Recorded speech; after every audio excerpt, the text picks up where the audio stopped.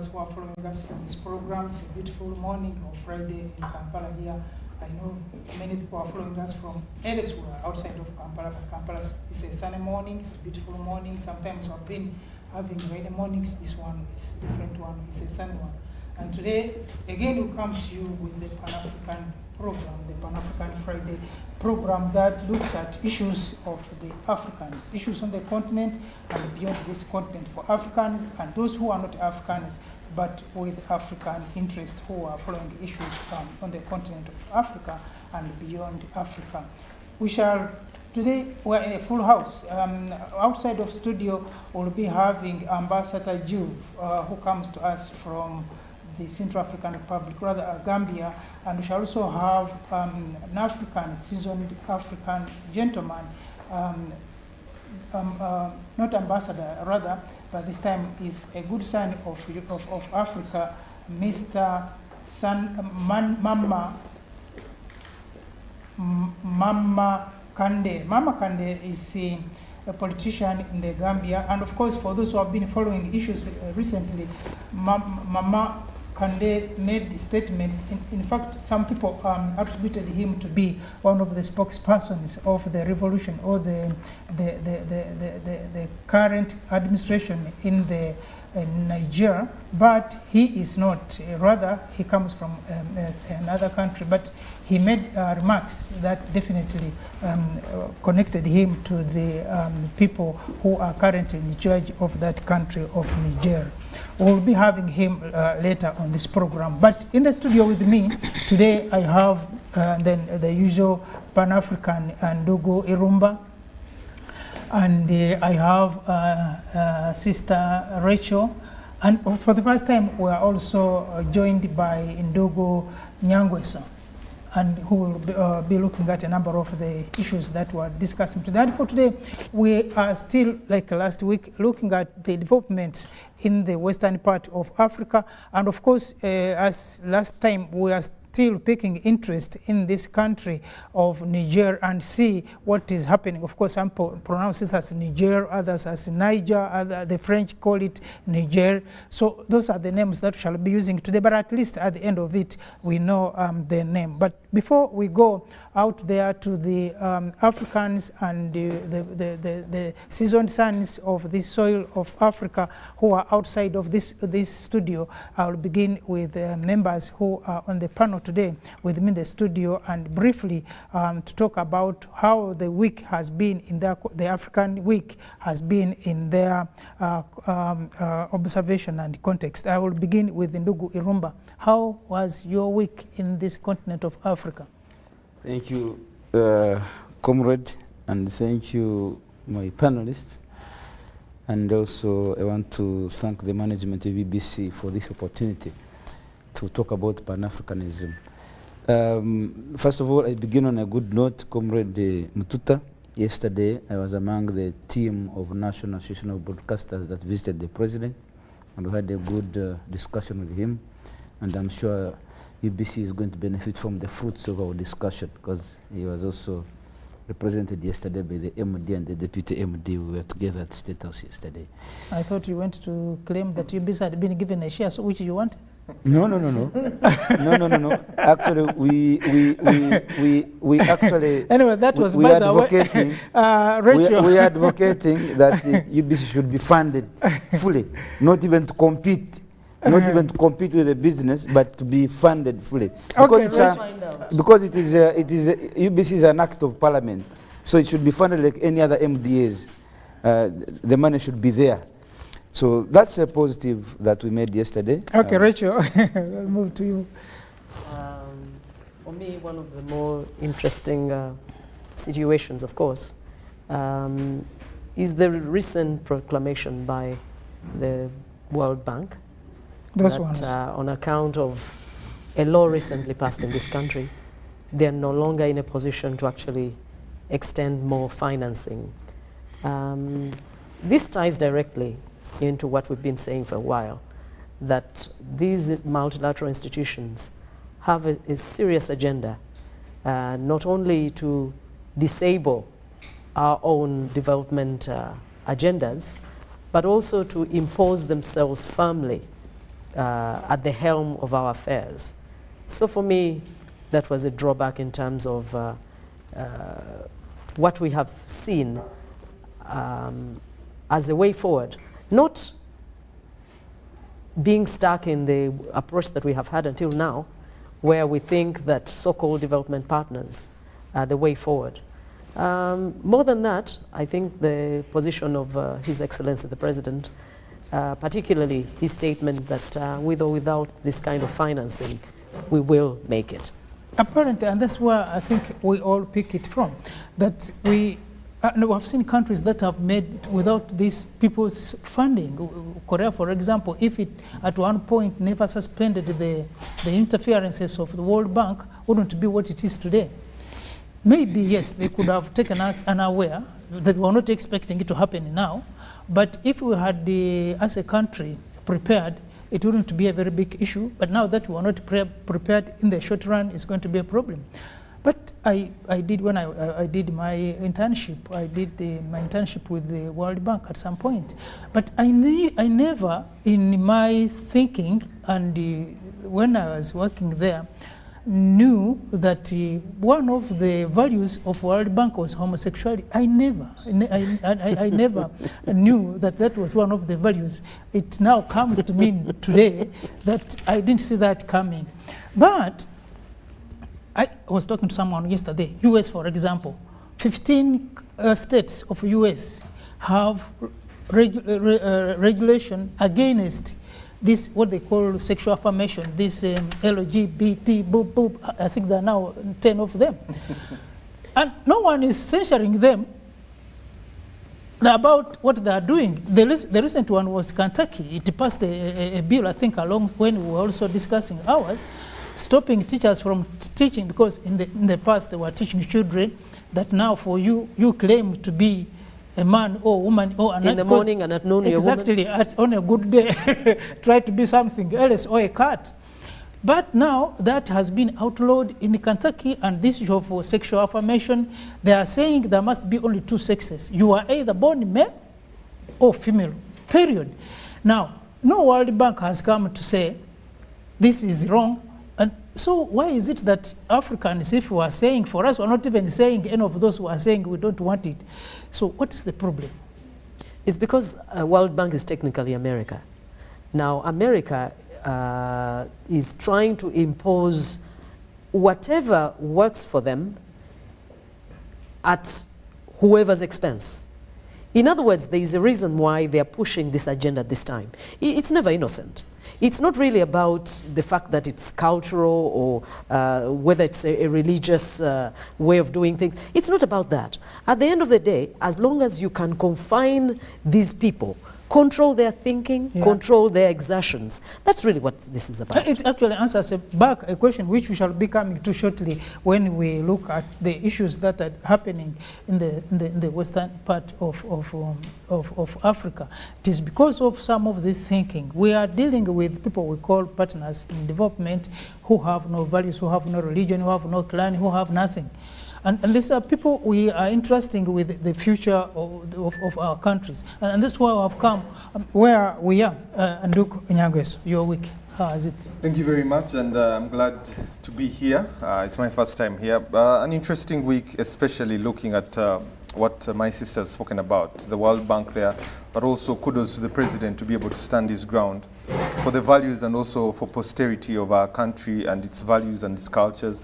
But mine was basically looking at BRICS, looking at South Africa, how it's positioning itself, because there's a wave coming, and countries, institutions like the World Bank, IMF, should be very concerned, because BRICS has a bank already called the New Development Bank. And as though they save their money in dollars, the question is what new currency will be coming between the 24th and the 22nd to the 24th, when this is held in Johannesburg. So I'm looking at that. I'm also looking at the role of Saudi Arabia in this, but Niger has been a story I paid attention to, especially looking at the influence of ECOWAS, the influence of France, and waiting to see what President Macron will be doing, especially with the pressure that is coming in from there. Yeah, he has a full plate, because other than the pressure which is coming from outside, in fact, he's one of the people who have asked to be invited to South Africa for the BRICS. And Imagine. That invitation by yesterday had not been worked on until maybe it will, and I don't see that coming, but it's among those who have said, by the way, I'm also interested in attending the BRICS summit. Of course, last time when we were talking about the BRICS here, we were talking in the context that Putin may not attend, but up to now, no one knows whether he's attending or not. He's likely to attend or not attend. But we'll be following up issues to see what will happen when finally these countries agree. Of course, I'm sure during the discussion, the meeting, they will have to change the name, because if you are talking about BRICS, it may have developed, has now evolved beyond the BRICS. We are going to have many other countries involved. So are they going to maintain the BRICS, or they are going to have a new name coming up? But all that said and done, I think this issue of that influence, but also trust me, no one is going to sit back to look at Africa and other countries do that. There's going to be a lot of struggle, but I'm sure at the end of it, something is going to happen that has never happened, especially when it comes to the dollar issues. And now, of course, many people have been wondering why are we so? Why is America pushing this dollar issue?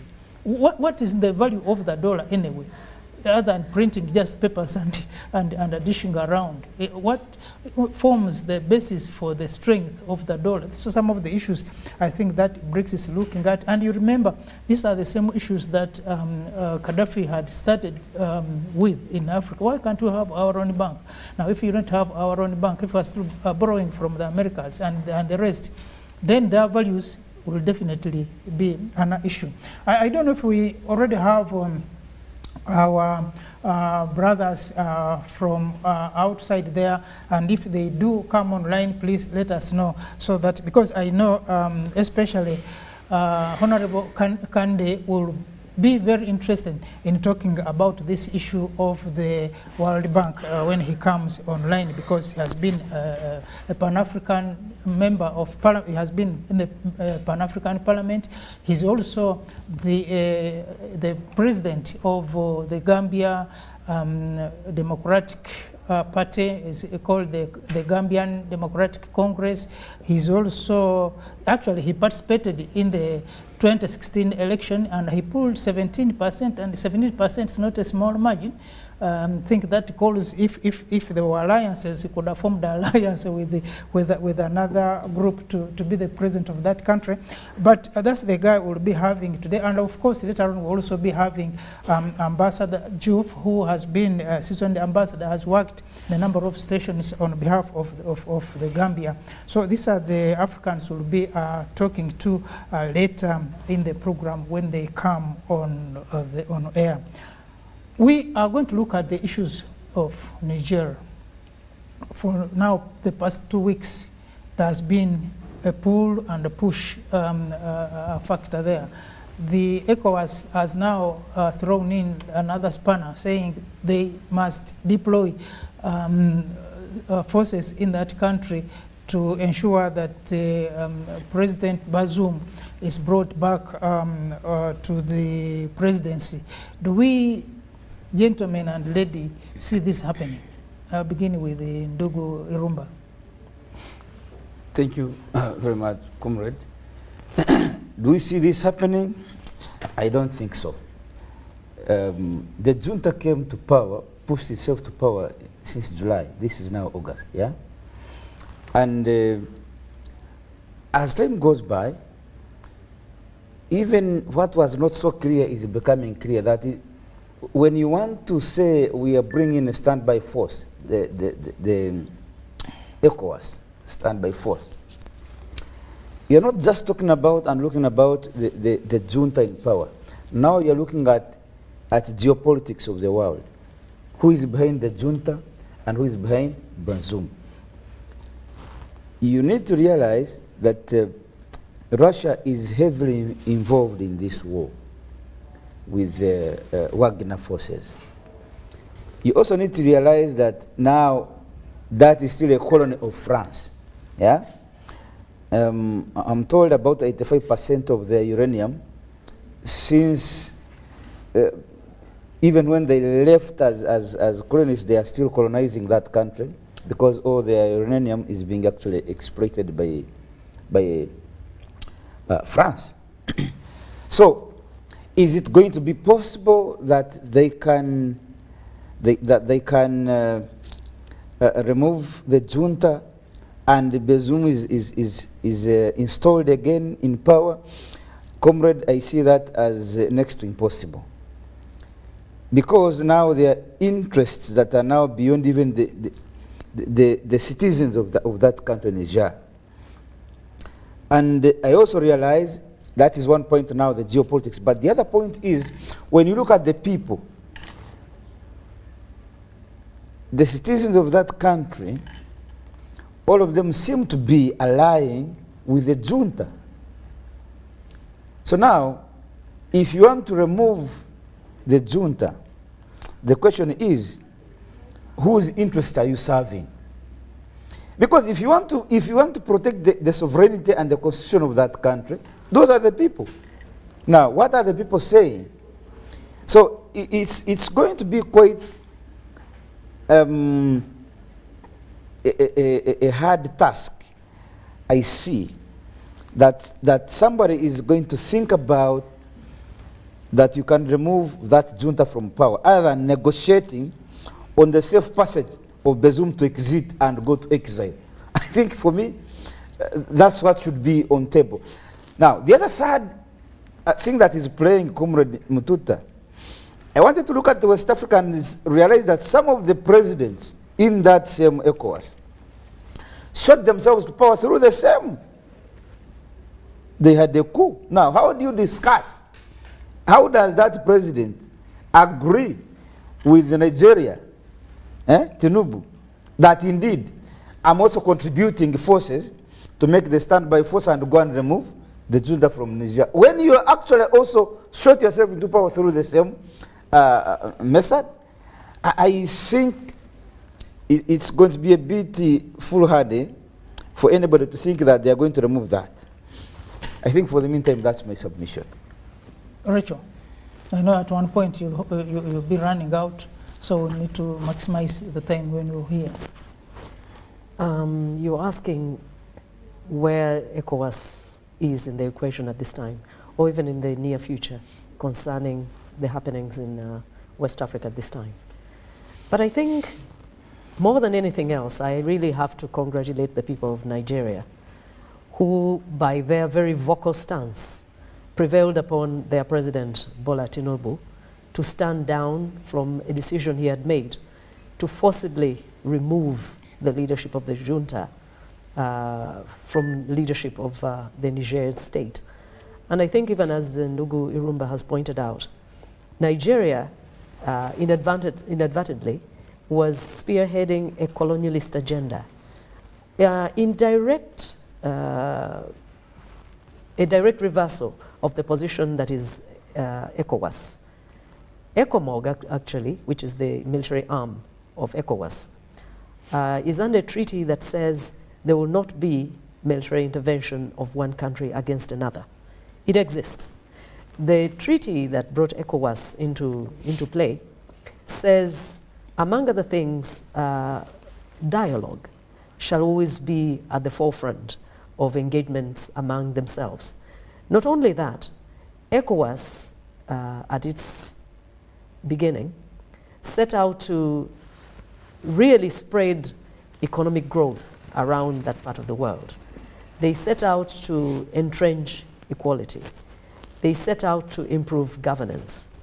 They set out to answer their own questions as a part of the world. So at this time, for ECOWAS to come and say, our first position is military intervention, goes against the treaty itself. Yeah, but now there are two issues. And I agree with you and the members who are saying that the ECOWAS may not have the moral authority to intervene in Niger for two reasons. First of all, most of the countries in this particular area have come, most of the leadership, the administrations that are there, the presidents have come on power through similar ways, Methods. either by change of constitution or by junta. And now you may not have the moral authority to point a finger at another person who has come to power through the same way. But there's also the obligation that the ECOWAS has to keep this area sane and sanitized from further coups in the region, because now it's becoming one after the other. But of course, I think beyond that, it is true that there are people in Niger now who are celebrating because of that takeover. And there are also others who are saying, no, I think the takeover shouldn't have happened. But I think to be able to look at that, and our colleagues who will be coming online later will be talking to us because they're from the same that area, is we need also to look at the background as to why this is happening. Why has it happened in Guinea? Why has it happened in Mali? Why has it happened all these countries that are around this? We also need to investigate the French position in this. Because you are talking about Niger, for example, where, like Ndugu Irumba put it, you are exporting all your gold, your uranium to France. But still, when you look at the people back at home, you can't see where this money goes. The people of Niger, some of them are saying this money is paid to government, but government is eating the money. I think even before even going that far, one of the things that we must understand, I was building on the case that ECOWAS is against itself as things stand, because that is not what it was founded to do.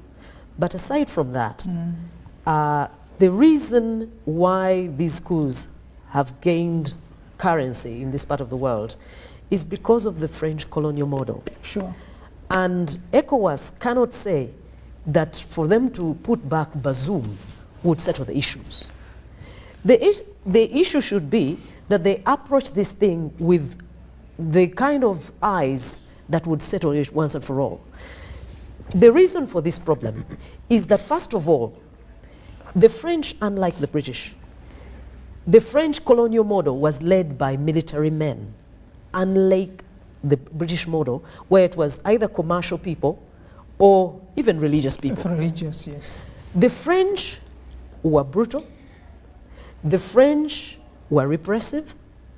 One of the things that they did that plagues that part of the world until now is that, first of all, they used forced labor.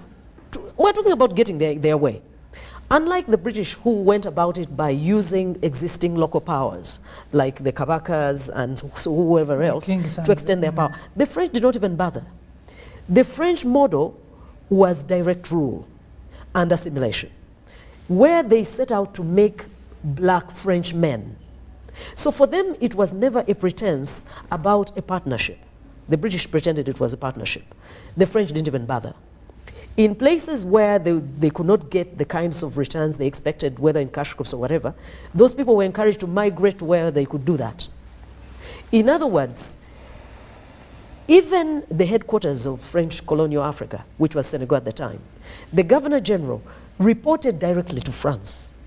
And then the lieutenant governors who are in these interior places, such as Niger, they reported to the Governor General who was in Senegal, and then who report. In other words, by the way, they were called overseas provinces.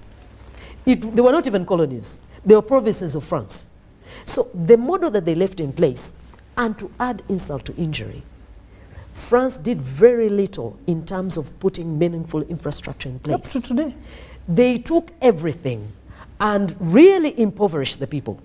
The immediate reason for the coups in this part of the world is excessive poverty, poor governance, because the structure that they left them is militarist. The French governors were military men. So the people of West Africa, since the colonial times, know only a military intervention and way of doing things. So the fact that also when they exited, they made sure they continued the repression. to the point of mandating that these banks keep their reserves in Paris. Monetary policy of those CFR economies is made in France. Can you imagine? All the decisions. All the decisions are made in France. So these people cannot decide their development agenda. There's deep-seated anger and bitterness in French West Africa. They have made a fool of them. Take the example of Niger. Niger is termed as an agriculture economy. But this is a top 5 exporter of uranium. So why would they still be characterized as an agriculture economy? Because yet they don't get anything from agriculture. To add to your point, for example, according to the statistics, uranium now, a kilogram of uranium costs up to $228, but they are paying the people of Niger $11. Yes, of course, because they hold. But even finally, on in the issue of Niger, the principal reasons why Niger is where it is, Niger is totally powerless. The people of West Africa are tired of being powerless. Niger is a country that is dominated by the vagaries of weather elements. This is a country in the chokehold of desertification. Not only that, Niger survives on foreign aid. Niger is at the mercy of global markets. Imagine these people take all uranium, they determine how much you get, when you get it, if they want you to get it. And even who gets it, because like you're saying, people get it, I mean, the government takes it, but the problem is that you don't see the trickle down.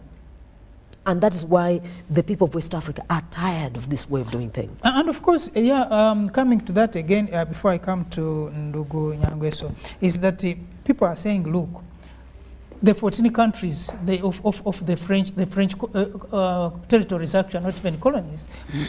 Those who are still paying colonial tax up to today, you have your 70%, because you have 50% of your reserves in their bank, but also 20% as there's a tax they include for security. So you have about 70% of your resources reserves in a foreign bank.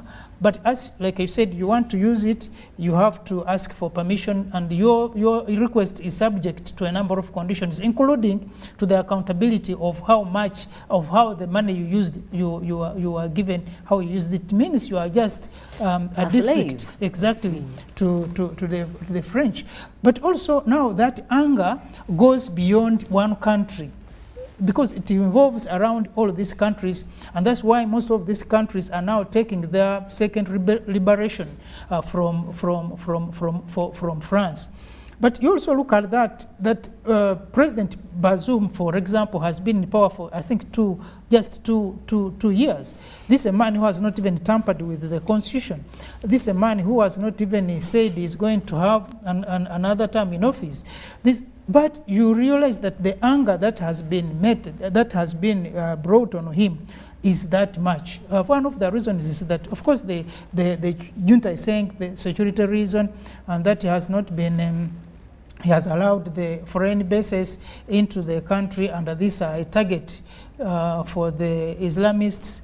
Of course, these are not very strong reasons, rather, but the background to which it comes, that the people in this particular area are just annoyed with France. But also remember that while the people of Niger are talking about the corruption and the lack of this transparency in the money which is even given by France, is that President Mohamed, when he was leaving, he endorsed President Bazoum as the successor, but President Bazoum now was the finance minister of the outgoing president. So there is that connection that maybe the army is also accusing him, having been a minister of finance, that he was also involved in some of this corruption they are talking about as one of the reasons. But we shall hear from our brothers and comrades who will be coming online anytime.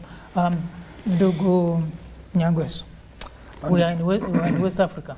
I don't think my sister, especially on some of the things she made, but the things that we need to be asking ourselves, especially looking at neocolonialism, looking at how Africa is changing. If you look at the Russia-African Summit, and look at the speech made by the president of Burkina Faso, Ibrahim Traore, you hear the difference between the elderly and the young in Africa. I want to predict that this is going to be a sweep that is going to happen in Africa. Colonialism has either been direct or indirect. And my fear for Niger, the questions I ask myself is, whose interest is ECOWAS presenting? Who are they protecting in all this that they're going there to fight a country? But also I want to also look at Mali and Burkina Faso. The whole of West Africa is coming into play in this. Either change is going to happen radically, or because if you want to use force, what has happened to diplomacy? Why haven't you employed that to be able to bring sanity into this country? Africa being one of the youngest populations, but also contributing a population of 1.3 billion people, means it has a market of its own that can absorb its goods. I also want to say that Africa is well endowed, both in minerals and in fertility of soil. It can be the breadbasket of both Europe and the European countries and the US itself. But I also want to look at the play that is here. Minerals are at play. We shall not ignore that. We shall also not ignore that even as Russia is coming into this, it has its own interests. They're not African interests there. ECOWAS, whose interests are they protecting? She just gave you an elaborate of where uranium and all these minerals go and how much is given back to Uganda, given to Niger. Because I was thinking about Uganda in relation to our coffee also. Yeah. Looking at, in relation to the minerals we have. With everything that has been depleted in Europe, Africa is the next best thing for them to be able to. Why don't we ask ourselves why Congo has never gotten peace? Niger can solve its own problems. ECOWAS is not part of this. These regional blocks are just a conduit for someone's interests to go through them. A young population in Africa is going to rise up and is continuing to rise up. It has different ideas. It wants a self-sustaining country, an independent country with no links or strings attached to it. These blocks had better line up to what Niger is looking for, rather than, because this morning I was looking at it, and Burkina Faso and Mali are also already threatening, if you go there, we're also coming there. Yeah, because, this is, we do not want an arena of war. We have gone through this already. These young people are ready to lose their lives. She said poverty. This is something that is grappling all over Africa. This is where you need to be talking about, if we are to exchange goods between African countries, why should I be not exchanging in shillings with Niger, also in its local currencies there? Why do we have to switch it to the dollar? This big picture is where Africa needs to position itself, because right now we're shaking tables because we desire to have pure independence, not neo-colonialism, not direct independence. And if France does not deal with this issue head on, Macron might look for different people. Recently I was reading France had to pay in yuan to get gas from China. Yeah. So the question is, how much is Africa pushing for these things? And Niger is going to push until it sees its minerals benefit its people. And that's where we need to get to a self-sustaining country, a country whose minerals benefit its people. And this young population is millennials, the Generation Z. Their thinking is, we need things that self-sustain us. And furthermore, just one, before even I leave it at that, one of the things I was looking at that really is disturbing me, real independence, minerals, neo-colonialism, but now Africa is at the center. Everyone is looking at Africa for both bread and minerals. And the question is, how is Africa going to respond to this? Are we going to attack these people, or are we going to be smart enough to see that the things we have as Africa are benefiting the population within Africa? Yeah, but even then, when you look at it in terms of long term, ECOWAS attacks the junta, restores the calm, and restores the president. So what? And you say junta. What is the definition of a junta? Because when you say junta, this is someone who is oppressing the people. Are they oppressed by the soldiers that are there? I recently saw him moving around the city and exchanging pleasantries with these people. So is he a junta? And a junta is, you're oppressing, you've overstayed in power, and generally what you're doing is selfish. Is this what you're defining him as, a junta? Or is he the savior, the saving grace that they've been looking for? When you look at the population right now, the of Niger, Niger, is applying because of how he entered power. No. Let's. How many juntas? Yes. How many juntas are we going to call in Africa? If we put the whole continent there, you will sweep all the leaders that are here. Yeah, but the biggest question is, the people's voice is out there talking about how they're not benefiting. It has become push to shove. By the time people get out on the streets, it is too bad where they're coming from, Exactly. that they're ready to lose their own lives. And you can see it So- even on their faces. That's where every president, every leader in Africa needs to be paying attention to what's happening in West Africa, and Europe and the West needs to pay attention to what's happening in Africa, because one day the ties are going to be going away. And one of the benefits of the World Bank suspending this is that now we need to think of solutions. They say adversity pushes you to think out of the box. Exactly. Can the people in ECOWAS, in Niger, in Burkina Faso, in Guinea, in Mali, in all these countries, look at Central African Republic. How do you have a force of the Wagners protecting the president? Do you know how they're paying themselves? Through the gold of the country. So these people, regardless of who comes here, Niger has to be smart enough to be able to do that. Are they ready for the change they're yearning for? Is the biggest question for us. Yeah, because the other problem that we, and of course when you look at generally the African problem is that you have a takeover like this one, you call it any name, but then you realize that tomorrow we still do the same things that the others were doing, because I think when finally people get into power, either they get so complacent or they get excited, and then that vicious cycle takes time. But looking at it from the other side, because you realize, and I think it was either it was Mamadou who, when after he was chosen by ECOWAS again, he said, but where were you, ECOWAS and African Union, when these people were changing constitutions to prolong their terms in office? Also, where were you when the people were being killed and other people, and for you, you are quiet? Where do you come in now? Because a president has been overthrown. Now, you also look at it, let's say when we're talking about the African Union, can the African Union have that strong voice that can be heard on this continent?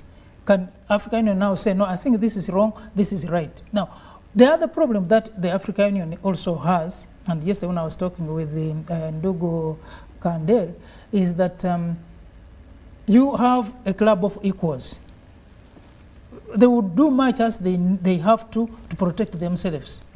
Can we also, within the African Union, have another voice within there that can also point at certain things that may not necessarily be discussed with only the heads of state? These are some of the issues that we're looking at. But again, coming back to West Africa, when you look at the new developments, that people are excited because a president has been removed, a regime has fallen.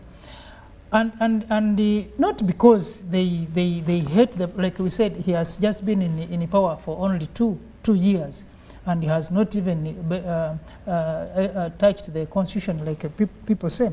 But people were already tired. In other words, people are not tired only because of the sitting president, but the whole system, like he put in, the whole of that West Africa and the French. Of course, Russia coming in is not going to be a solution. They have interests. They have to push for what they have to gain from here. But what would have been the best way to do it, Rachel, other than this? Was there an option within the Niger itself? I'm thinking, and please also allow me to draw a parallel between this World Bank proclamation and what's happening in Niger, because they are the same actors. First of all, the only answer is true empowerment. There is no, however much you change the principles and the foundation is still intact, So, it's a waste of time.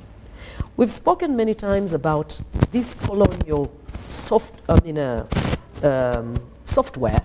from which the governance issues spring. So it doesn't matter, Ndugu Mututa, if you're really at the helm of Nigerian or Nigerian politics today, or if I am, as long as the colonizer remains pulling these strings somewhere in the dark, we cannot move forward. The African Union has never had a better opportunity to actually assume its proper place than this very moment. Because the factors that govern where we will go as a continent are finally being pushed to the fore by a collective of peoples from across Africa. The last time the momentum was this good was at the colonial era. Now, people are finally seeing that the so-called independence we got was really a sham. These people left with all the keys. They left with the keys to the central bank. They left the keys to the armory.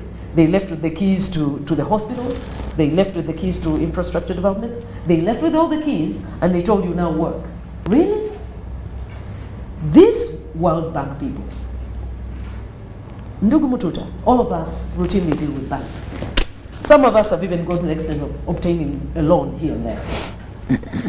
When did a bank's core business become sexual matters? When was that day? I would expect the World Bank to rise with this same level of urgency when they extend money that they say was misused in Uganda. When they say the money that we approved yesterday to build hospitals has not even built one hospital. Therefore, we have an emergency meeting in Kampala to see why not. All these years, we've been struggling with corruption. We say there's massive bleeding of local resources and foreign money. There's never been urgency in any boardroom in New York to cure that one. Now, the latest vehicle to entrench themselves is social issues. They have completed the cycle of pretending that they want our economic empowerment. Because after all these years, we have so many professors who can ably, break down these issues and say, no, our relationship with World Bank is not useful. After all these years, we can ably dissect the fact that the military support is not useful.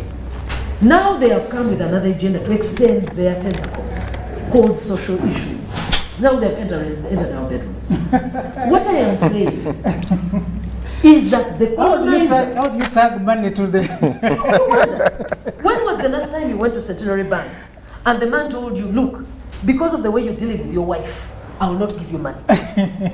Your monetary issues are monetary issues, social matters are social matters, cultural matters. These people's this colonizer model is holistic. We thought they only wanted political power. No. They want rights over the minerals. They want rights over your wife. They want rights over your child. So this system has to be uprooted fully, completely and totally for Africa to see a better day. And what Rachel is saying is it's becoming so entrenched that it's coming for the generations after. That's really what it is. Because if they can dictate how your society and culture is moving, then they are going to dictate and have that brainwashing for the generations that come after. Sure. But the difficulty is the generations that are coming after are independent thinking. So that's, for me, that's the thing that I see there. Exactly. But for Niger, going forward, France had better apply diplomacy. Because the way I saw those people on the streets, they are willing to lose their lives for their country. Actually, with all They that... started by saying, whoever endangers colonial French interests, we will see. Now they have retreated. The man is now trying to force himself into South Africa. That's where we have to be. This is ridiculous. But whatever happens, whether either way, France has to leave that part of Africa anyway. We'll be back shortly after the break, and I think when we come back, we're going to hear from our brothers from West Africa. And please don't go away. Just out briefly, stay with the UBC, the big network. Thank you.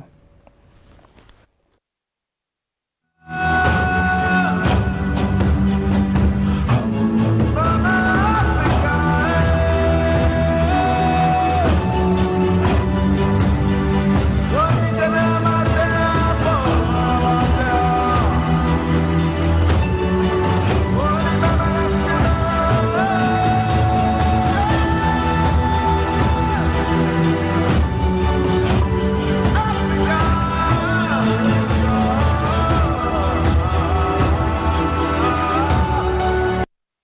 of the day on UBC. One-on-one with Michael Jordan Lukomwa. A weekly face-to-face conversation focusing on accountability, inspiration, information, and sensitization of the public from the various sources such as inspirational profiles. Having disability is not inability. Every Friday 9 p.m. it's one-on-one with Michael Jordan Lukomwa. Don't you see anywhere that you would give a credit in the fight against COVID?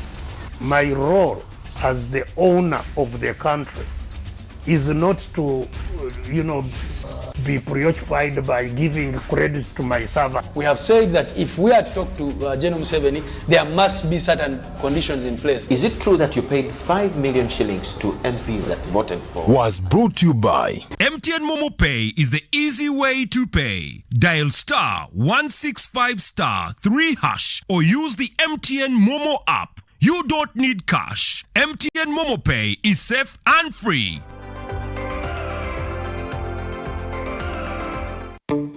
The biggest, the baddest East African Christian Marathon is here. Come participate at the East African Christian Marathon for a prayer run on the 13th of August 2023 at the Lugogo Hockey Grounds. Come represent your family at the prayer run and run for a good cause to build the first call center, which will be East Africa's virtual listener. Come for the prayer run alongside your pastors, leaders, representatives from Kenya, Tanzania, Rwanda, Burundi, Congo, South Sudan, and of course Uganda. Participate with Honorable Captain Mike Mukula, who is the chief runner and patron. Do not miss out on this opportunity. Make your donation for your kid now from 20,000, 30,000, and 100,000 Uganda shillings, because runs change the world. For more details, call 0781-885-055 or visit our website at www.eastafricachristianmarathon.org. Proudly sponsored by PKF, UBC, Venro Health, Aquafina, and Moving Preacher.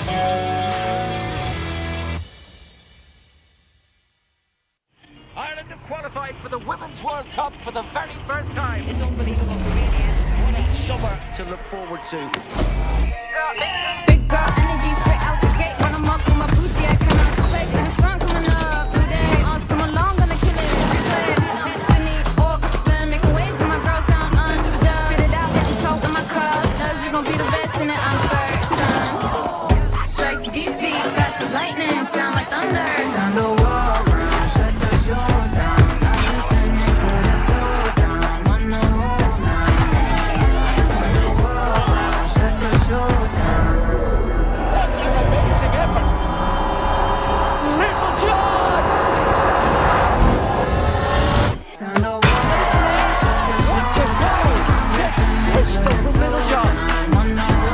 Ireland on its way on the world stage. What a summer!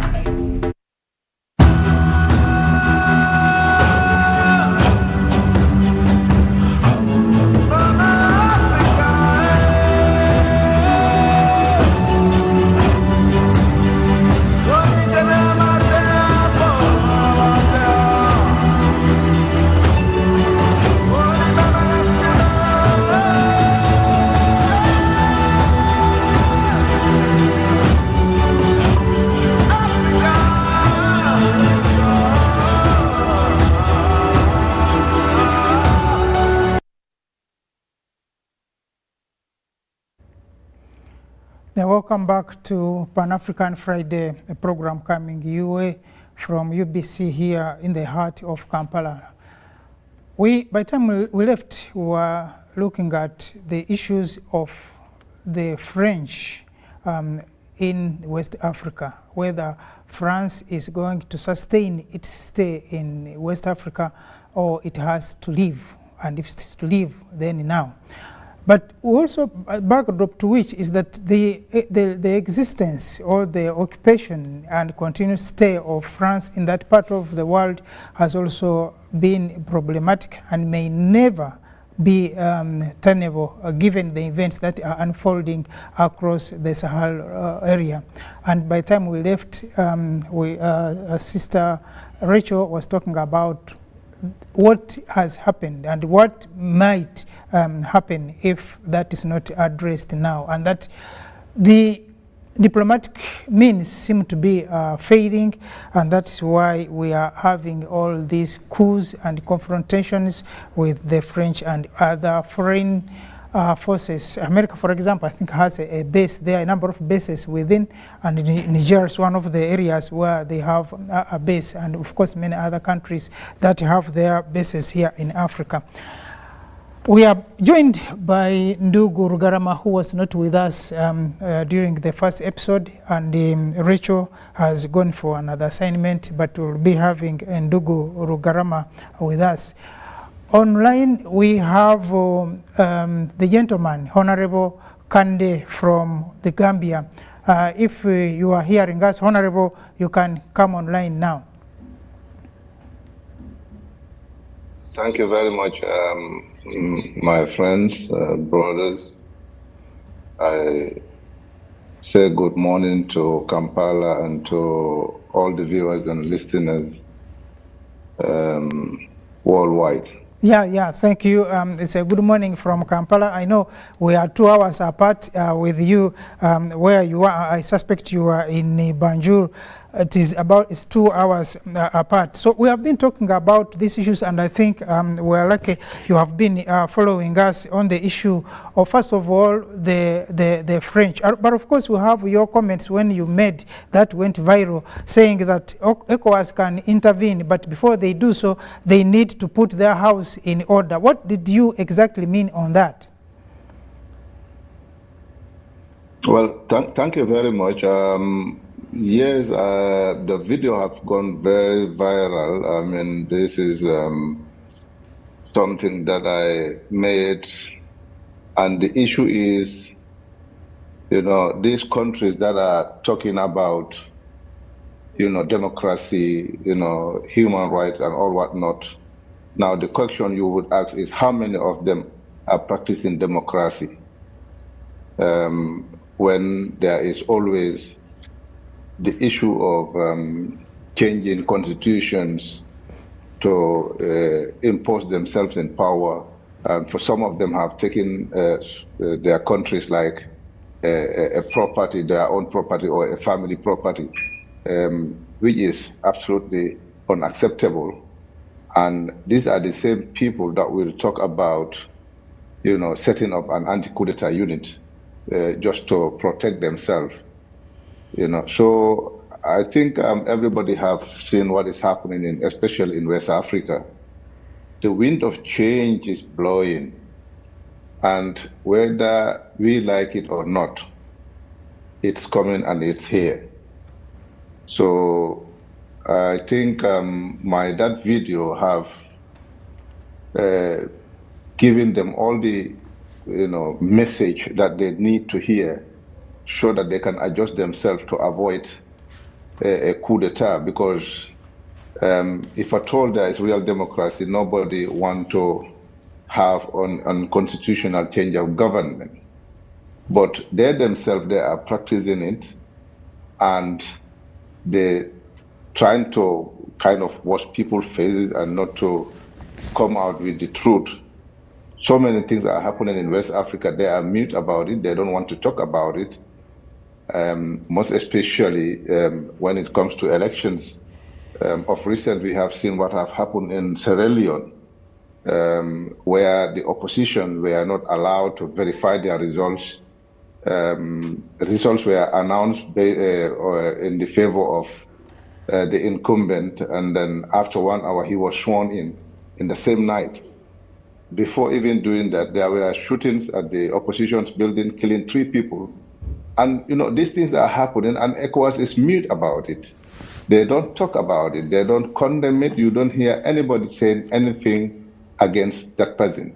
What is going on? Honorable. So I'm in fact so. Honorable Kande. Yes.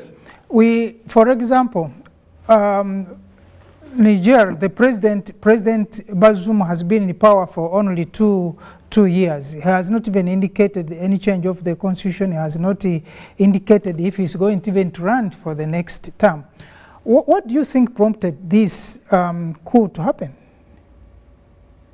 You see, for Niger is a different case, because I know Bazoum personally. We've been together in the Pan-African Parliament. He has served only, not even one term that he has served so far. Exactly. But I think what is happening, especially in the Francophone Africa, is that they are fighting against imperialism, neocolonialism, and this is not a coup against Bazoum for me to say.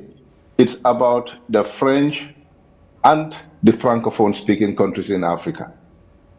So, I think what they are trying to do right now would be the worst mistake to kind of form a force against the military junta in Niger, whilst Bazoum is in the hands of that military junta. Sure. So, are they saving Bazoum? Or they are trying to save the people of that country? Or they become agents of France? So, it is... So, for me, I mean, okay. I never thought ECOWAS have this big force when we have the Tuaregs, the so-called Islamic jihadists, and the Boko Haram. They've been here for years, and ECOWAS didn't do anything about those people. For me, I thought that they don't even have soldiers. They don't have even a force. What have they been doing? All these years, these people are killing innocent Africans, innocent people, unnecessarily in the name of Islam or in the name of whatever. And the ECOWAS is sitting by keeping quiet, watching. But honorable. So now they are coming with a big force. Honorable Kande, yes. You also believe that coups must be addressed and coups must be stopped. And you have seen this sweep within the West African part, the Sahel area, and indeed, like you did mention, the number of countries in that area that have undergone coups. Now, this cannot continue forever. Because you are a politician, you have participated in the presidential elections, you have been a presidential candidate yourself, and by doing that, you have what you think should be done for the people of Gambia, for example. Now, imagine if you become a president, what would you want to see happen that these coups are in the past?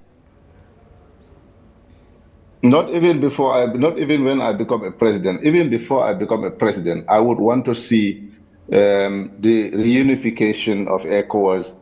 I want to see ECOWAS bringing everybody on board. That's whether we like it or not. ECOWAS have failed. You cannot put the cart before the horse. Guinea have made a coup. Mali the same thing. Niger, Burkina Faso the same thing. They have never reacted this way. Why is this one so special? You understand? So for me, we have to open a new page. Bring everybody on board. For Tinubu, I believe he came a bit late. You know, he found that ECOWAS is almost collapsing, and we count on them to make sure we reunify ECOWAS, bring everybody on board, open a new page, a new strategy of how to go about democracy in West Africa. But this type of democracy that we have currently, I don't think if any of them, especially those that are pushing for military intervention in Niger, most of them have violated their constitutions, have imposed themselves in power, and they're not talking about that.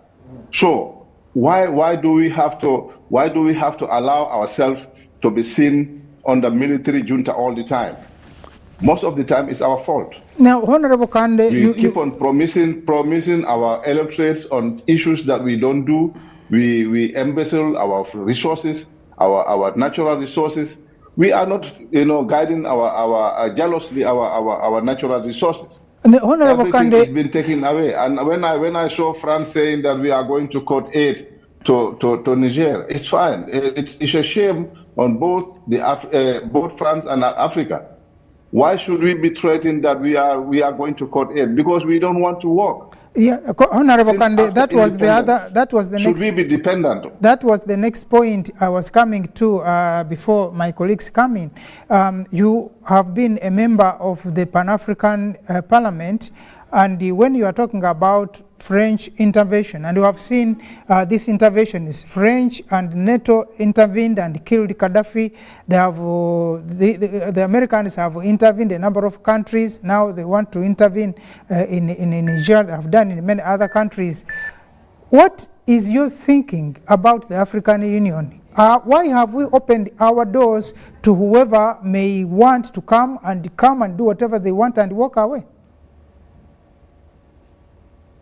Well, thank you very much. Go to South Africa, the records are there.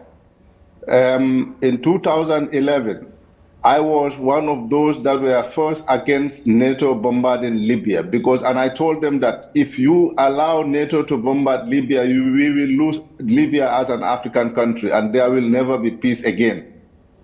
And Libya and Gaddafi have contributed so much in Africa. There is no country in Africa that they haven't contributed something. But again, it is the same African leaders that have allowed, most especially Jacob Zuma, who voted at the Security Council with the promise that they are going to give him a seat at the Security Council. Where did he end up? In prison. So what have that helped us as Africans? I have seen I've seen Uncle Museveni talking about the. Yes, we are hearing you. Are you with me? Yeah, we are with you. In Russia, talking about the coffee producers in the world, the amount of money that is gathered for coffee producers, which is 460 billion, and Africa is getting only 2.5 billion. Right? When did he know that? Have they ever discussed this at the level of the African Union? So, what is the essence of us having all these organizations when the masses of Africa are not even feeling the importance of these organizations? And we still continue to be begging, even some of the budgets, we expect it to be funded by the West. Okay. So what are we as Africans doing for ourselves? Let me see if... I have of recent seen the IMF cutting aid to Uganda because you are not accepting gay marriage or homosexual. Even the animals are not doing that. Why should they be conditioning us of what we do with our money or something that we are borrowing from them? So all this put together, it's like Africans even don't know what they want. If you don't respect me, I respect myself. If you don't value me, I value myself. Exactly. But I'm telling you, the wind of change is coming, and it's there. Those that were taught not to be very good thinkers are now beginning to think. Those that were told that they are not human beings are now coming out to tell them that we are here. Exactly. So in fact, Africa is not asking too much. Africa is not asking too much. We are very humble people, very accommodative. All they are saying is, you have been riding on us for 500 years. Now, please go off my back. Let's work together. As partners, not the so-called partnership that we are talking about here. Exactly, because Let's work together. We are not thinking of riding on you. You have been riding on me for 500 years. Exactly. I'm telling you, I'm tired. It is enough. Let us work together. Let us fight together. And if you make that a problem, then you do not wish well for me. Sure. I don't know if colleagues in the studio here have something to share with the Honorable Kande before he goes off the screen. No, absolutely. I think I love what Honorable has just submitted. I mean, you can't speak much more truth than he has already put across. I mean, to that extent, I think I join issues with him. Unless, of course, you want me to continue from there and make my own submissions, but if it was just to comment about what he has submitted, I think he's right on. I agree with him, and I think one of the things that mostly I agree with is Africa needs to find solutions to African problems. Yes. And we as a country or as a continent need to galvanize this continent to come together and be able to deal with some of these things. If anyone, even if it's Ndugu Irumba, to come to my house, if at my door we remove shoes, you're not going to enter with your shoes. You will, if you go to Rome, you behave like the Romans. So if these powers that be want to come to our countries and be able to be part of us, they need to be able to respect our cultures and our norms that happen in this country. I also feel that he has said it well, there is a wave coming. The question is are these powers ready for this wave? Is Africa ready for this change? You know, we keep crying change and change, but how prepared are we for the change that is coming? And do we have the institutions or the framework, or instead of using so much English, are we ready as a country to be able to take on this mantle to lead our own countries? You know, as a country, one of the biggest questions I have had for a very long time, as Uganda, were we ready for independence when it came? For West Africa, for Niger, for Burkina Faso, for 14 of these Francophone countries, are they ready for the change that is coming there? For me, that's the biggest question, and are they ready to assume and take the bull by the horns to go forward? So the wave is coming, it's how prepared we are. Apparently, this lady, the ambassador, Dr. Kana yes, Chombori, had talked about these things, and the people thought she was crazy. No wonder she had to be removed from her ambassadorial it is position. only France that thought she was crazy. Yes. But the true Pan-Africanists and the Africans, by fashion and design and practice, could see that Dr. Kana Chombori then, even now, was extremely relevant. Exactly, because the things that she said are the things that were saying. She talked about the revolution of people waking up in the morning and stop whatever they are doing and point to France as the enemy, and it is happening. So, and I think France also now needs to get back to its drawing board to do its PR and international relations right, because beyond this, France is surviving because of Africa. Their economy is here. In fact, the other day, the Prime Minister of Italy was ripping them apart, saying, unless you stop stealing from Africa, you are finished, because the Africans are going to wake up. So I think France also needs to do its good at this time, if it continues. Because I normally tell people, for me, I'm not opposed to countries having influence in other countries, but let that influence be positive, because even as individuals we try as much as possible to influence others, but let that influence be mutual and also positive. Ndugu Irumba. I would like to take the opportunity to thank Comrade Kandi for such an outstanding presentation. He has said it all. I wouldn't have said it better than him. I want to commend him. It's actually very true, Comrade Kandi, that Africa is not going to remain that sleeping dog that the white man thinks we have been for all that long.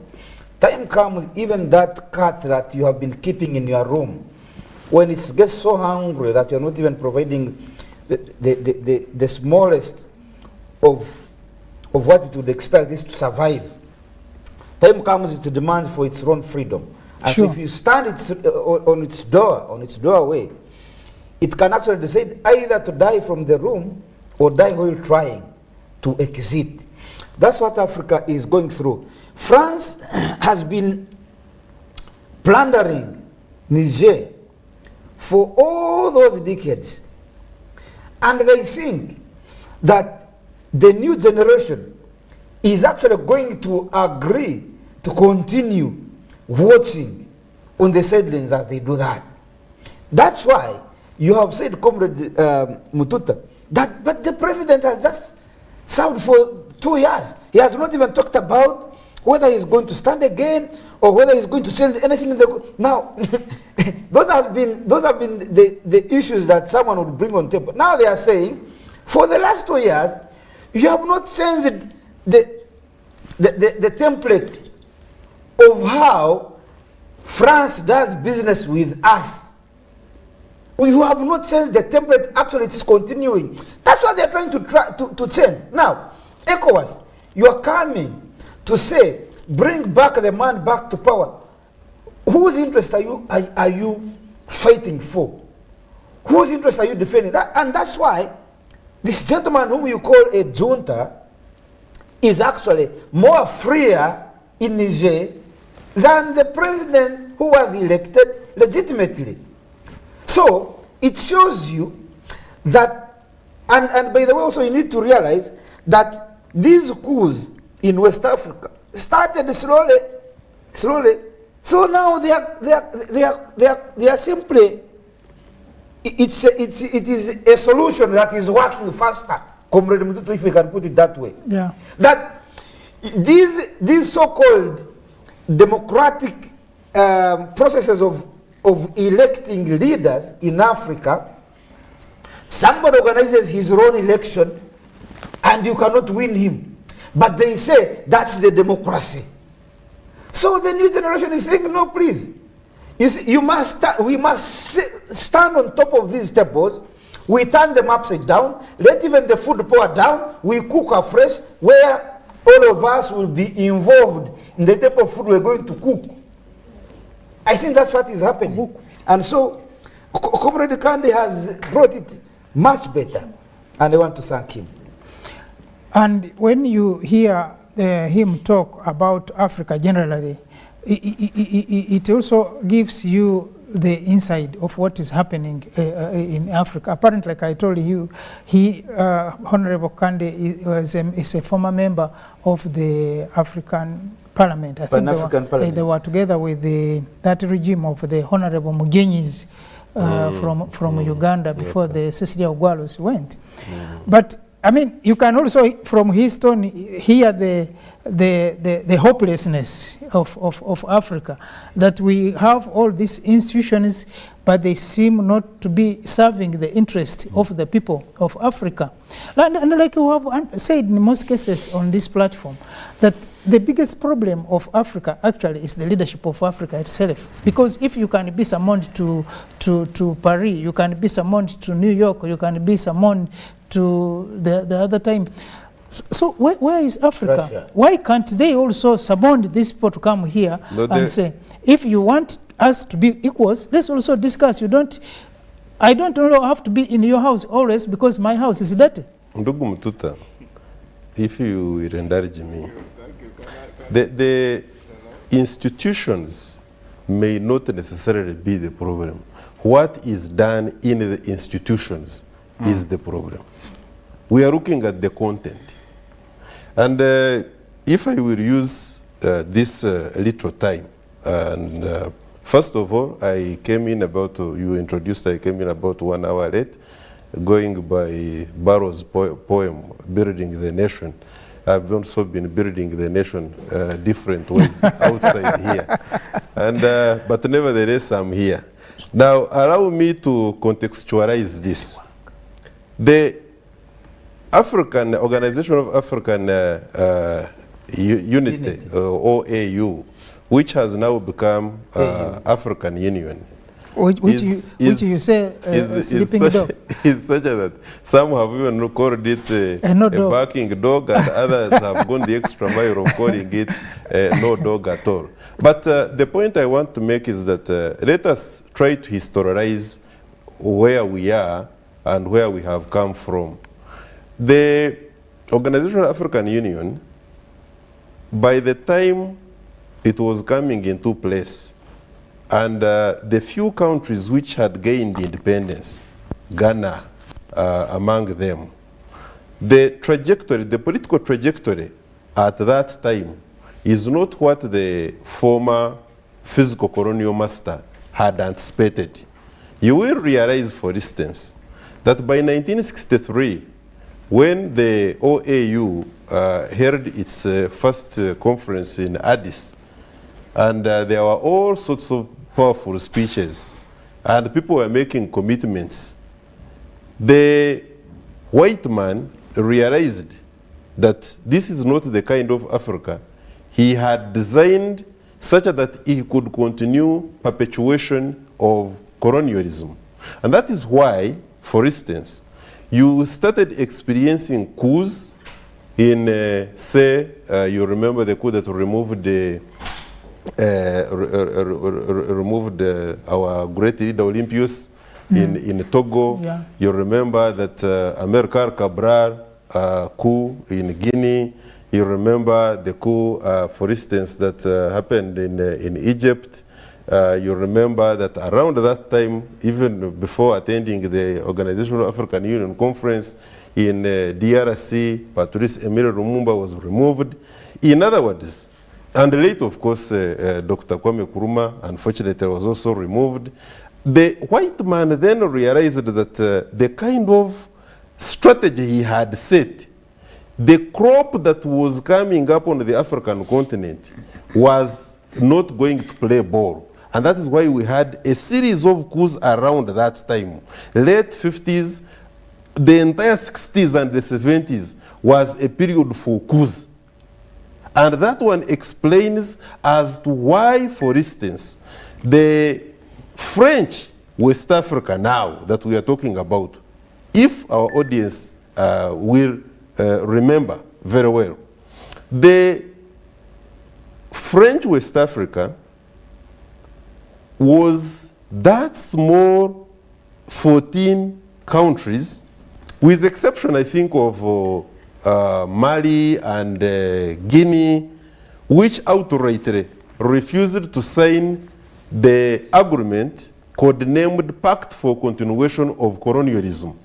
And we know what happened. Exactly, you know what. When they refused, we know what followed, what the French did. Exactly. But most importantly is that those who remained, Pact for Continuation of Colonization, what they did to do, you will indulge me, Comrade Mututa, for the benefit of our audience, is that this is among what it espoused, this is what it said, that the militaries of all the former French West Africa, and I'm heavy-hearted to use the word former, because the French actually never left, like the rest of the colonial masters, never left the entire Africa.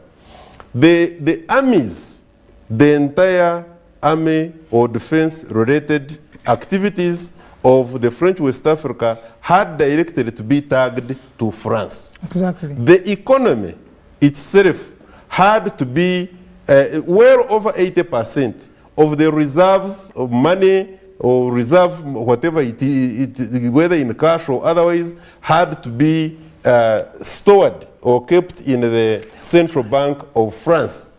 And that every time any of these French, former French colonies wanted to access our money, they would have to apply.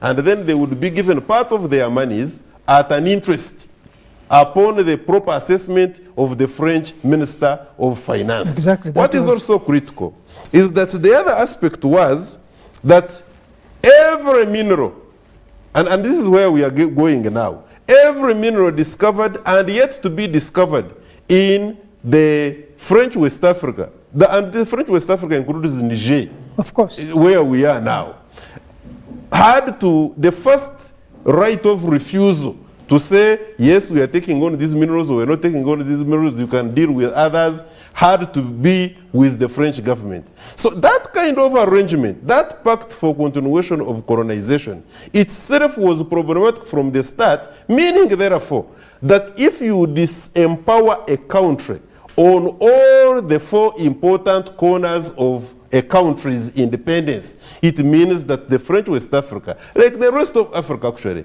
never got independence. Sure. In that respect, it is no wonder that the semblance of the coups, the decline of the coups after the first phase dying out, was not so much because the citizens had feared or the perpetuators of the coups had recoiled. It was so much that the crop of the leaders then had been eliminated through coups and assassinations, and those that were taking on the mantle, like the allegation is against Bonzoum, were playing ball.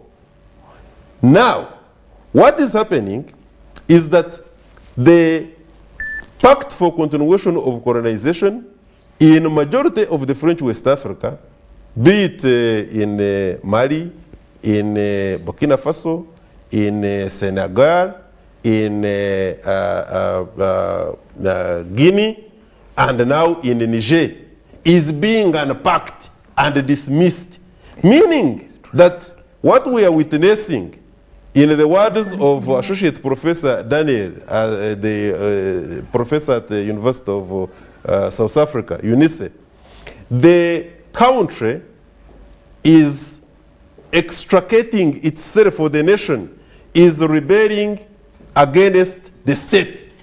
The nation is capturing the power away from the state because the state is in cahoots with the colonizer. Exactly, and that's so, the case that has absolutely. happened. So I want to conclude on this by saying, therefore, that the question now should be, are we seeing Africa and the French West Africa taking on new suitor? Because the allegation is that we have got the Eastern Bloc, including Russia, because the flags have been seen being lifted by the Wananchi, and the assessment is that it must be Russia upstaging the French in the French West Africa, and that the Wagner is actually at work. We know, for instance, that in Niger there are two main camps, so if you want to call them bases, the bases, well, American bases. They are French bases, not just in Niger, but almost littered all over. I think the only surviving country which recently Barack Obama also established a base was Ghana. Now, the interests, therefore, of France in the aspect of, a particular aspect of minerals, for instance, uranium, is being done away with. And we know that, for instance, Niger is considered the fourth richest as far as uranium is concerned. Yeah, I think because of that question, we'll get back to Comrade Kande about, given all this now, what should Africa do? Or what are we looking at happen in this part of Sahel? Are we going to see more of the takeovers, or are we likely to see governments now getting more sober and paying attention to their people? I think Ndugu Kande, if you are on line, Honorable, you can come in from there. Yeah, thank you very much, comrades. I think, like you rightly said, the West African region called ECOWAS,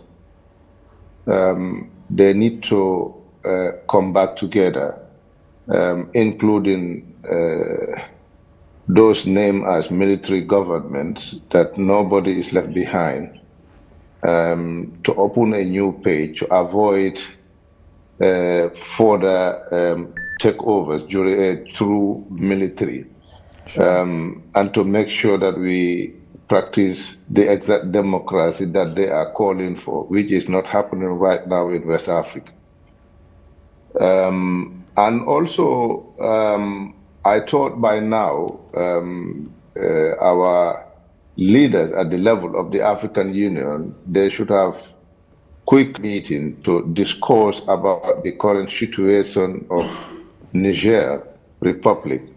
This is exactly what happened during the time of Gaddafi, when they wanted to destroy that country and nobody was taking any action denying these people to bombard Libya. Again, they are sitting by, keeping quiet, and that West African country will become a war zone. And this is where angry France will be given the chance to do whatever they want. And I don't think if any African leader should allow that happen. So, Africans, the time have come. The time have come for us to regroup, because I have seen everybody again is rushing to Russia. It is always Russia, Africa, France, Africa, America, Africa, China, Africa. You know, so going to Russia is not a crime. It's not bad as long as there is this respect for us Africans.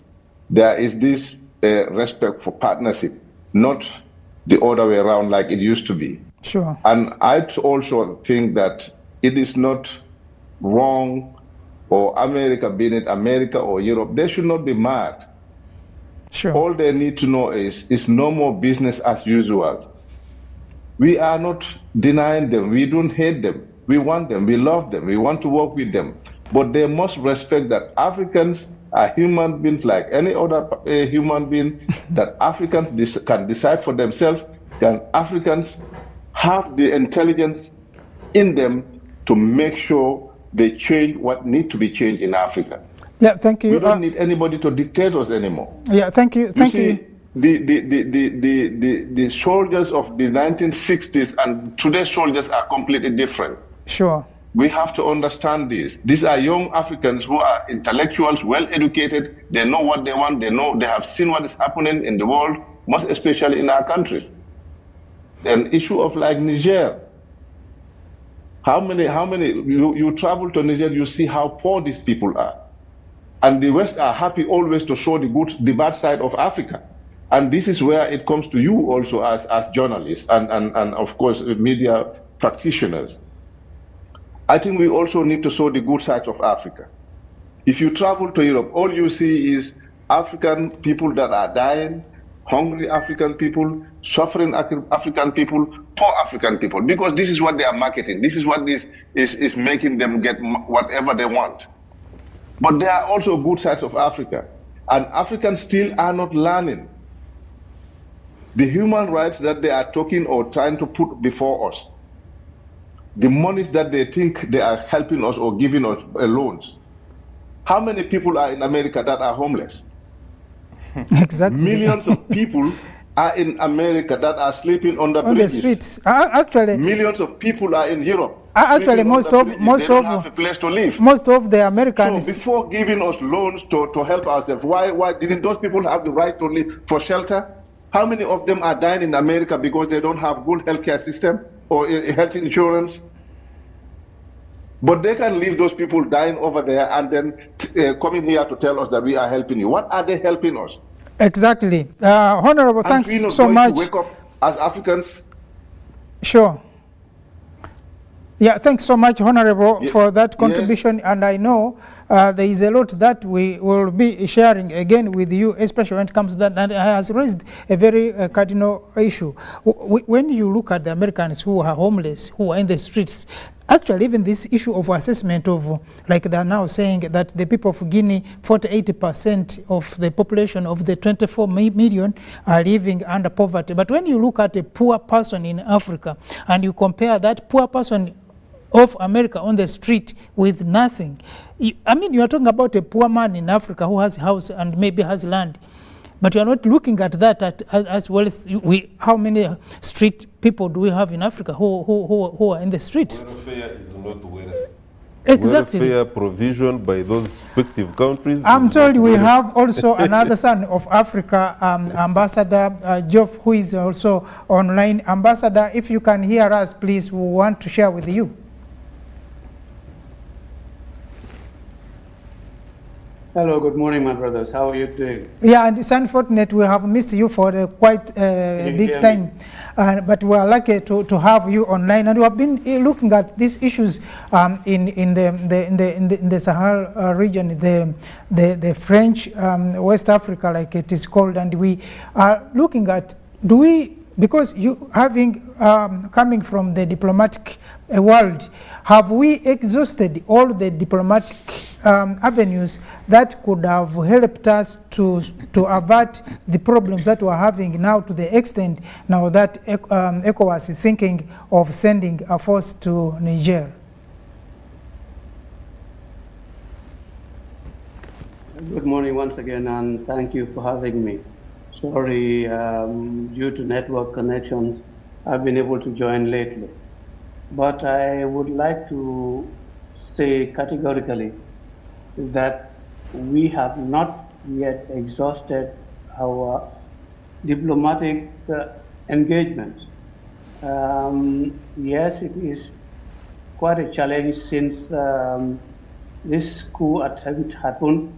Nigeria and ECOWAS have tried to send in emissaries to talk to the new leaders of Niger, and these efforts have not yet yielded positive dividend.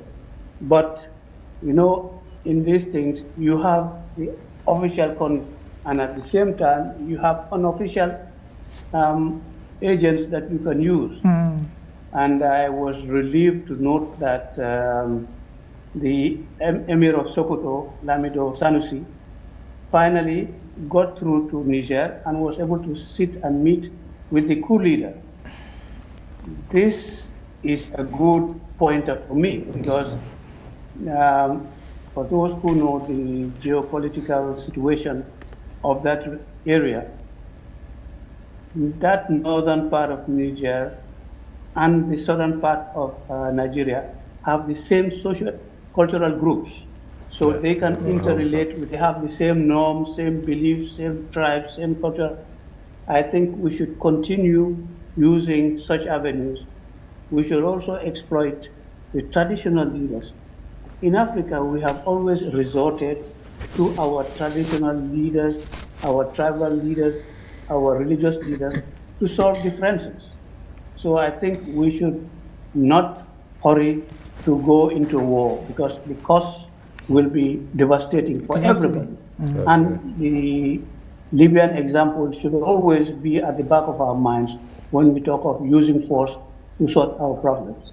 Sure. This is what I want to contribute as a start. Yes, Ambassador, of course, that is very, very important because we can't solve a war by another war. It will be tricky because this will be just another spanner in that conflict. But also, when before you joined us, we had looked at the issue of this conflict, the background to it, that President Bazoum has just been in power for only 2 years. And 2 years has not tampered with the constitution, he has not indicated that he's going to be a perpetual president, but still the people are celebrating his removal from power. Was this a vote of no confidence in his entire establishment of government, or it was only that because President Bazoum seemed to be coming from a minority population in Niger?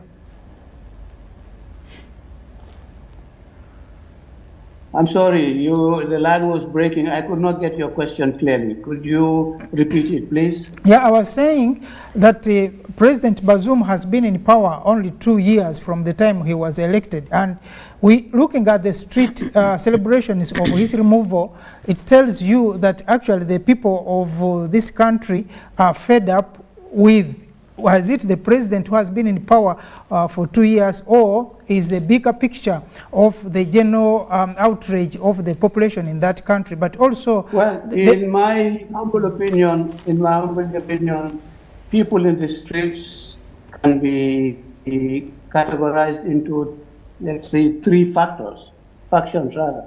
Yes, you have those who genuinely welcome the coup and support the coup leaders, but also you have those who are totally against foreign intervention, who are out there to demonstrate this bill.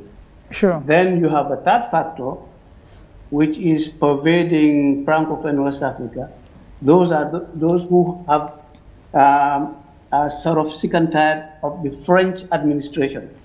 And here I would like to make a distinction between the administration and the French people. Sure. I don't think anybody in Africa has any problem with the French people per se, but it's the administrators who have been in cahoots with some of our leaders, exploiting the resources of our countries and also having no regard absolutely for our plight, for our dignity and everything. So you have these three groups that are out in the streets. But yes, Francophone West Africa has been in under the yoke of French colonialists and business enterprises. Despite the huge resources we have in our countries, we have not been able to exploit this for the benefit of our people. And I think it's about time our leaders have a sincere rethink of how we partner with international community. We are not only reserving these comments to the French. It goes across the board. We don't shed a yoke to take another one. Sure. So we have to be careful who we partner with. Exactly. Whether it's Russia, whether it's Germany, it's China, it's Turkey, whatever it is, our own interest should come in first. And I think we have to rethink our partnership now for the benefit of our people. And Ambassador Diouf, you in one of your postings, you were in Paris, and you definitely have a lot of understanding on the relationship between Africa and France. What would you think would be a better way of handling these issues now that the people of West Africa seem to be tired with France?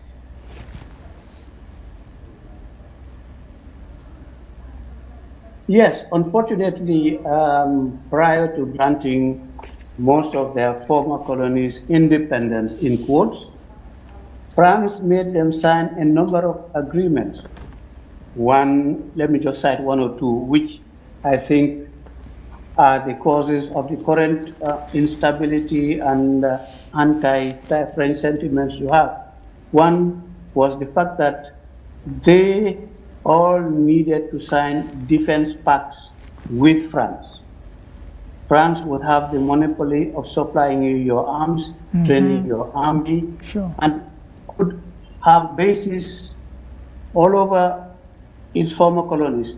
The second was the economic agreement, whereby they had to lodge all the proceeds of the sale of their natural resources into the French treasury, which in turn would give you loans from your own money at terms and conditions to be determined by the French authorities. So this has been going on for so-called 60 years of independence, and I think the new generation of Africans is sick and tired of this and wants a new arrangement, relationship, so that it can harness its resources to develop its people and its country. So these are little things that we really need to restudy and reformulate for the interest of the African people. And of course, in business, it's a win-win partnership. But there must be mutual respect. And this has not so far been the case. Thanks so much, Ambassador. I think I'll come back to the panelists here before we wind up. I think you have heard from the ambassador. And unfortunately, he came in late because he told me he will be in church in the morning. It is we are 2 hours apart, and he had to start his day with mass. But we shall have another time to share with these two gentlemen, because, by the way, they're all very stubborn people.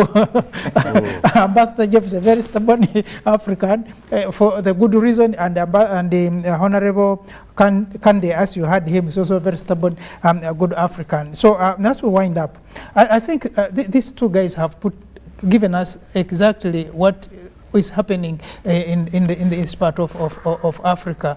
The looting, and the looting, as he put in, the leaders who have joined the cahoots with the looters, the colonialists, and also the people are tired. They want certain things to be done, and they want to be seen things happening, which is not maybe happening now. Ndugu Rugarama, as we wind up, because we are rushing, then we'll have these people back and we'll go. Thank you very much. Very quickly, I just want to comment about the challenge that ECOWAS now has. ECOWAS, I think, in the rethink which the two senior colleagues, the diplomat and the honorable politician, have just talked about, there is a need for emphasis on peer review mechanism. And the peer review mechanism is to be very honest. At the African Union and also in ECOWAS, there is a need to do a peer review mechanism of how we run our politics. That is one. That's two. There is also need now for ECOWAS to be extremely conscious and guard against infiltration. Infiltration in the sense that there is rumor now that France, in wanting to come back and reassert herself on the French West Africa, they want to use ECOWAS.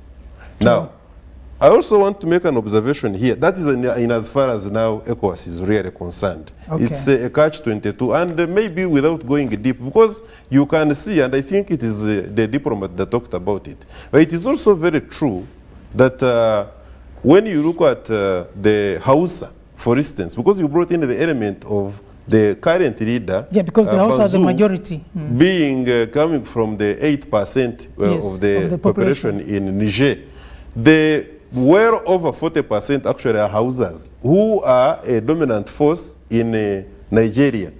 The power supply in Niger actually is given by Nigeria.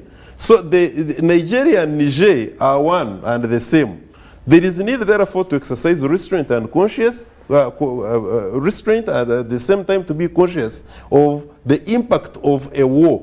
Now, ECOWAS, finally, on ECOWAS, what they did in Gambia may not be possible in Niger. Why? Sure. Niger is a well-prepared army, educated and a little bit sophisticated and large.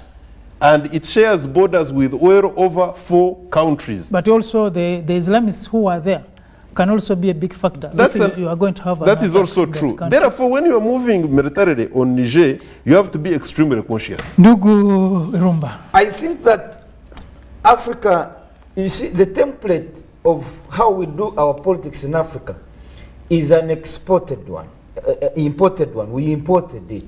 Or actually they imposed it on us. That's why an African leader tells you, I am democratically elected because there is a ballot box there and someone dropped it in a ballot paper. Who is counting those ballot papers? Whose system is it that is counting and confirming that is somebody's system? Okay. Africa needs to have its own democracy formulated by Africans that can work for Africa. Organic. Yes. Then Our own. we'll come to that. When we come to that, we'll call in Ndugu again, Kandere, to tell us how this organic Africa democracy can be actualized. No, just a statement. We are reforming African Union, by the way, Ndugu Mututa and our audience. But you look at the contractors we are bringing. We are now looking at Dentons and what have you, these international American-based research consultancy firms. And I'm not passing an indictment on them, but I'm saying that we have got a breed here on the African continent. We just need to have faith and an eye to point them out to restructure African Union. The Kanderis are there. Not reforming. Exactly. Yes. For me, lastly, is yes, diplomacy has a place, and we need to explore it to its end because we're not ready to lose African lives here. And I think we have not explored it enough. There are diverse needs for Africa. One of the honorables said something that really caught me. You hear Russia African Summit, US African Summit, China African Summit. At what point does Uganda have a summit with an African country? Exactly. I think the one that I just saw recently was Uganda, South Sudan. We need to have that cohesion within Africans Africa. must be talking. And exactly, to raise that core mass, to be able to engage. Because the other thing we need, lastly, is partners. And not just any partners, equal partners that are going to Respect. allow us to have equal distribution of our resources. This breed of young people that are coming out know what they need. I don't hear anyone talking about poverty. All you're talking about is minerals, all you're talking about is your interests in Africa. Let's talk about the poverty in Africa. Then those are the needs that we have. Exactly. I think we'll have just 1 minute for Ndugu Kande to say bye-bye to our viewers on the net. Well, thank you very much, and I thank you for having me today, and I really appreciate everything. And to my comrades, I have fully agree with you. And this is Africa for us, and we need to work together to make sure that we have a better Africa. Thank you. And of course, to our ambassador, I thank him for this very important enlightenment. Thank you so much. Yes, Ambassador Jeff, we are with you here to say last comments.